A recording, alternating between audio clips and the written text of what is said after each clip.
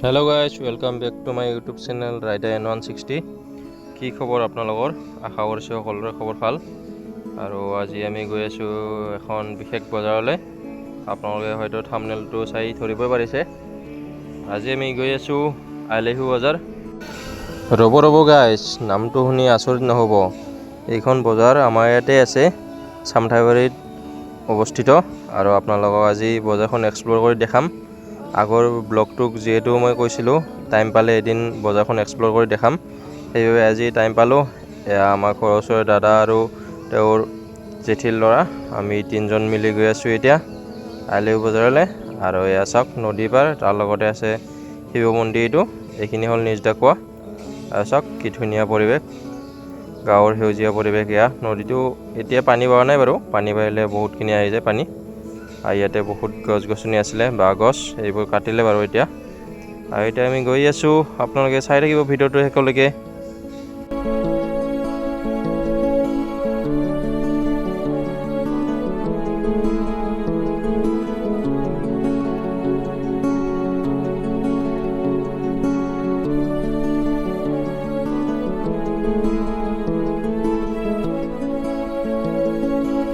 আৰু এয়া চাওক গাইজ মালভোগ কলৰ বাগান আৰু বহুত বাগান কৰিছে ইয়াতে আগতে চিচু গছ আছিলে চিচু গছবোৰ কাটিলে বাৰু এতিয়া চব খেতি কৰিছে আৰু এইপিনে চালে দেখা পাব আপোনালোকে এই আগত আছে আপোনাৰ ধান খেতি ইয়াতে বহুত ধান খেতি কৰে মানুহে আপোনালোক দেখাই আছোঁ এয়া চাওক মোৰ চাইডেদি এয়া পুৰা ধান খেতি এতিয়া ভুই ৰুইছে ৰোৱনীসকলে আৰু দেখিবলৈ খুবেই ভাল লগা হৈছে আৰু এইপিনে আছে হালধি খেতি আৰু ৰাস্তাটো এতিয়া এইখিনিৰ পৰা বেয়া বাৰু চাওক ৰাস্তাটো বহুত দিন হ'ল বেয়া হৈ আছে ঠিক কৰা নাই অকণমান বৰষুণ পৰিলে বহুত যাতায়াত ব্যৱস্থাৰ অসুবিধা হয় তেনেকৈ গৈ আছোঁ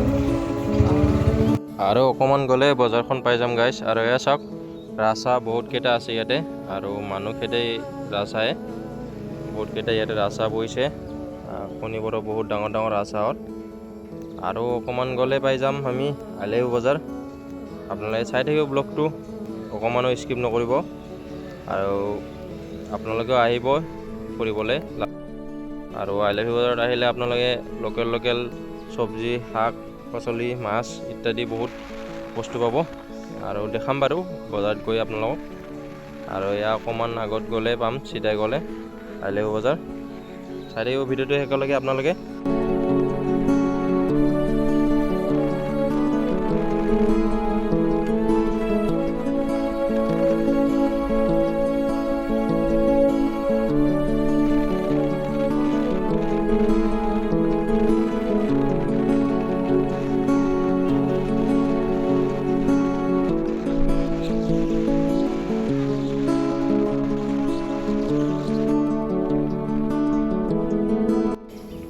আৰু ফাইনেলি গাইজ এয়া আমি আহি পালোঁ আইলেহু বজাৰ বাইকখন পাৰ্কিঙত থৈ কেনে আপোনালোকক দেখাই আছোঁ ভিডিঅ'টো চাই থাকিব আপোনালোকে বজাৰখন আপোনালোকক দেখাই আছোঁ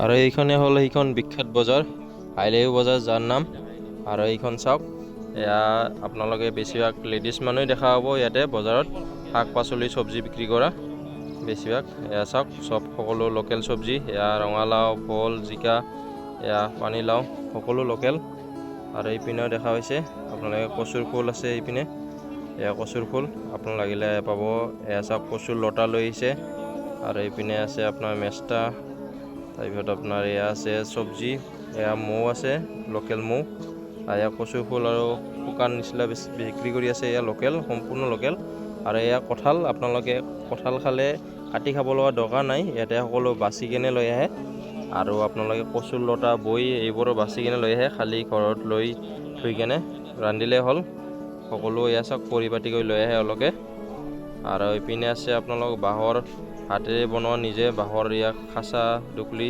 ডলা যি লাগে সকলো পাই যাব ইয়াতে সকলো ইয়াতে বজাৰখন সকলো উপলব্ধি আছে এয়া চাওক বেছিভাগ আপোনালোকে লেডিজ মানুহে দেখা পাব, তিৰোতা মানুহ বজাৰত শাক পাচলি বিক্ৰী কৰা। আৰু এইবোৰ যে দেখা পাই আছে আপোনালোকে সকলোবোৰ লোকেল, পিয়'ৰ লোকেল, একবাৰ দেশী লোকেল সম্পূৰ্ণ। এয়া চাওক আৰু এইবোৰ যি দেখা পাইছে শাক পাচলি আপোনালোকে, আৰু দামো নিচেই কম, একেবাৰে কম, 10 টকা মুঠি। আৰু এইবোৰ আৰু আমি ইয়াতে এজনী খুৰীৰ পৰা লৈ ল'লোঁ মেষ্টা টেঙা মুঠি 10 টকা কৰি। আৰু মই সুধিলোঁ কচু কিমান কৰি, কচু ফুল ল'লে 20 টকা মুঠা। আৰু সেইবোৰ দেখা পাইছে সেইবোৰ ওলকচু। আৰু এয়া হ'ল লোকেল মৌ।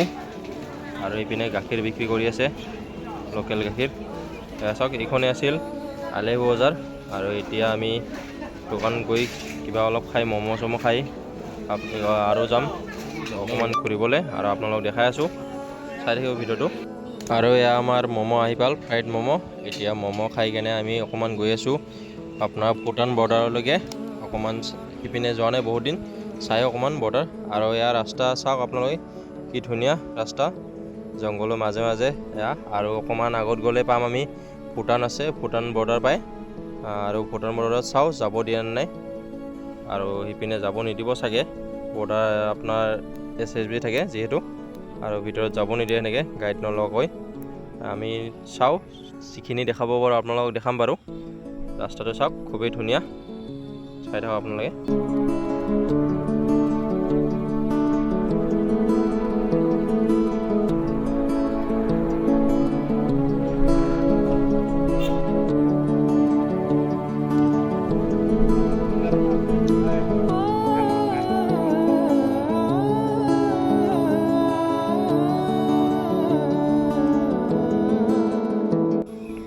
আৰু এয়া চাওক এইখন হ'ল মানাহ অভয়াৰণ্য।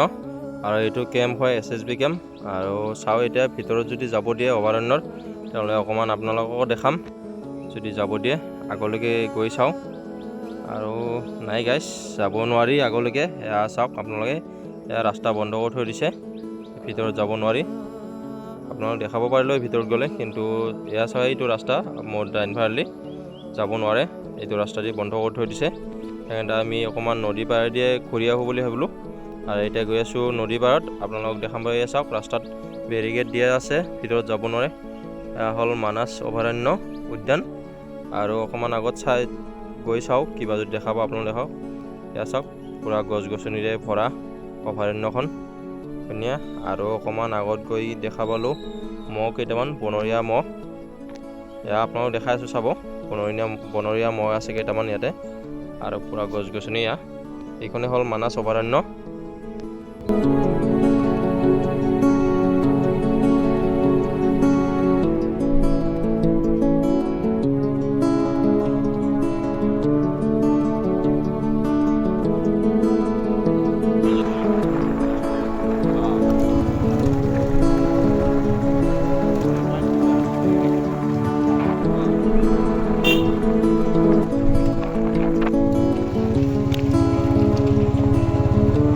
তো গাইজ ভিডিঅ'টো আজিলৈকে এইখিনি আছিলে। আৰু এতিয়া গৈ আছোঁ আমি ঘৰত।